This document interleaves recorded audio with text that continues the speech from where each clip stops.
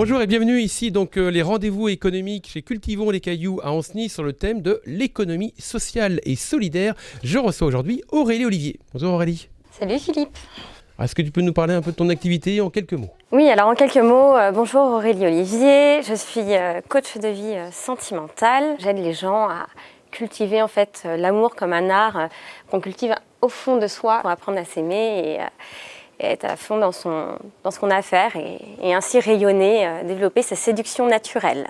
Développer sa séduction naturelle. Comment est-ce que tu entrevois ça avec l'économie sociale et solidaire? Eh oui, alors quel rapport? Ah oui.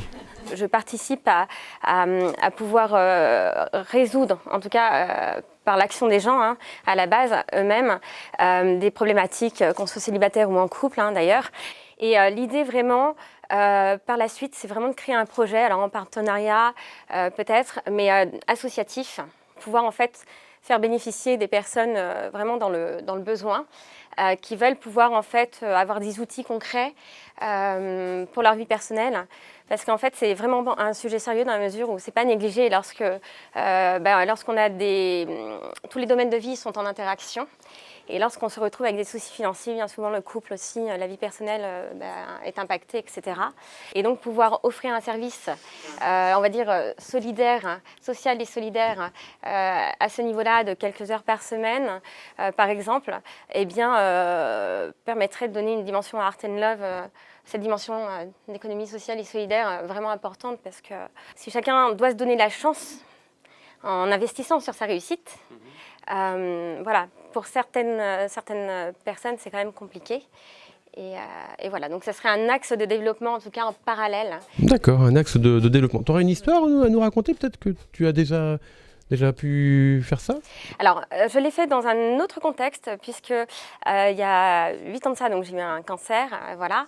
Et du coup, j'ai réussi à mettre des outils de transformation, même au sein de mon couple à l'époque. Et du coup, j'ai créé, voilà, de façon un peu informelle, comme ça, l'urgence de vivre, où j'ai aidé des personnes ayant un cancer, notamment ou une pathologie en tout cas invalidante ou chronique, à pouvoir transformer, changer leur état d'esprit pour pouvoir en faire une force. Et j'ai aidé notamment des personnes qui étaient en couple ou même des personnes célibataires à se valoriser en fait. C'est important de se sentir valorisé, soutenu. Bien sûr, et que ce soit physiquement et puis sur ce que j'appelle le mindset, l'état d'esprit. Et donc Art & Love, finalement, il y a eu tout un cheminement qui s'est toujours inscrit un petit peu dans cette logique-là de pouvoir apporter son soutien de façon complètement dans la bienveillance, désintéressée, ouais, apporter bienveillance. son soutien. Alors c'est déjà bienveillant, mais là, oui. voilà, ça permet de rendre accessible, et ça permettrait de rendre accessible le concept au plus de monde possible et de diffuser surtout le message que tout est possible dans la vie. On peut tout réaliser. Tu en es la preuve, tout est possible dans la vie. Oui. Tu es passé par des épreuves et tu en es la preuve. Tout à fait, avec un rêve qui va se réaliser d'ici 2 semaines aussi, sur un autre projet, donc bien sûr. Et ça, je veux vraiment pouvoir le transmettre au plus de monde possible en fait. D'accord. Bon très bien, merci beaucoup. Puis on sera là certainement à te soutenir sur ton rêve qui est Cap Féminin. Eh bien, dans 2 semaines et demie, départ pour le rallye Cap Féminin Aventure 2019. Un rêve que j'ai eu il y a 10 ans alors que j'étais en chambre stérile pour une greffe de moelle osseuse.